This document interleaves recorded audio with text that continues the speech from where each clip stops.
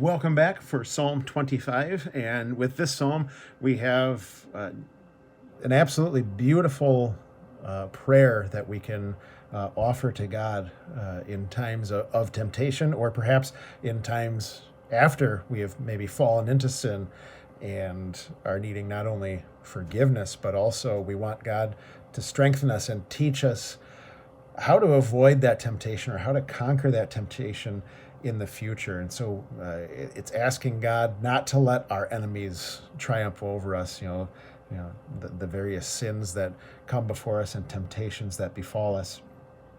And one of the most beautiful passages are verses 8 and 9, where we're told, "Good and upright is the Lord. Therefore, he instructs sinners in his ways. He guides the humble in what is right and teaches them his way." Often, I think guilt can make us think, why is God going to bother with me? You know, uh, I fall into the same sin again, or I just keep finding new ways to disappoint him. And maybe that's unfortunately our experience with people. We disappoint someone too much, and they're done. They don't want anything more to do with us. But that's not how God is. He is faithful. He is good and upright. He doesn't want sinners to perish in their sin, but that they turn to him and live. And so when we turn to him asking for forgiveness and asking for strength, he's going to instruct us, because that's who he is. He is good and upright. And then just throughout, there's a couple different expressions that I just appreciate as, Lord, please don't remember that. Please forgive. Please forget the rebelliousness of my youth, and all these different things that maybe on my bed at night I look back at the day.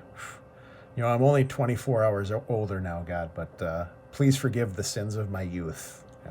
Because it's surprising, perhaps shocking at some points, how often, no matter how old we are, we can still sin like we are just as ignorant and dumb as we were in days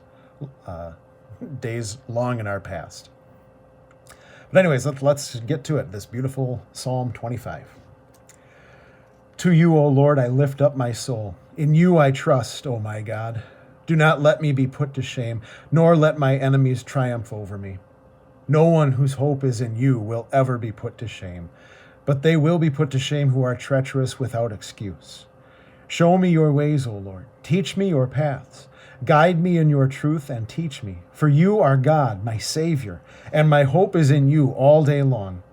Remember, O Lord, your great mercy and love, for they are from of old. Remember not the sins of my youth and my rebellious ways. According to your love, remember me, for you are good, O Lord. Good and upright is the Lord. Therefore he instructs sinners in his ways. He guides the humble in what is right and teaches them his way. All the ways of the Lord are loving and faithful for those who keep the demands of his covenant. For the sake of your name, O Lord, forgive my iniquity, though it is great. Who then is the man that fears the Lord? He will instruct him in the way chosen for him. He will spend his days in prosperity, and his descendants will inherit the land. The Lord confides in those who fear him. He makes his covenant known to them. My eyes are ever on the Lord, for only he will release my feet from the snare. Turn to me and be gracious to me, for I am lonely and afflicted. The troubles of my heart have multiplied. Free me from my anguish. Look upon my affliction and my distress, and take away all my sins. See how my enemies have increased, and how fiercely they hate me. Guard my life and rescue me. Let me not be put to shame, for I take refuge in you. May integrity and uprightness protect me, because my hope is in you. Redeem Israel, O God, from all their troubles. Just wanted to walk back to verse 11 a little bit, and just again, that constant reminder, why should I trust for God to deliver me? Why should I trust in God to forgive me? Not because of what I've done, but because of who he is. For the sake of your name, O Lord, forgive my iniquity, though it is great. kind of think of the Apostle Paul's words, chief of sinners, God's grace is for me. Even if I am the worst of sinners, God's grace is for me, not because I have somehow clawed my way back into earning it or deserving it, but because that's who he is. He's the God of all grace.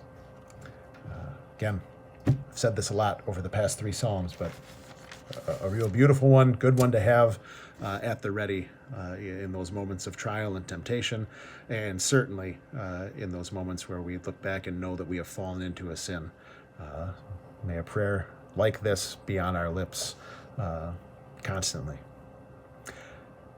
Thanks for tuning in for Psalm 25. Hopefully I'll see you again for Psalm 26.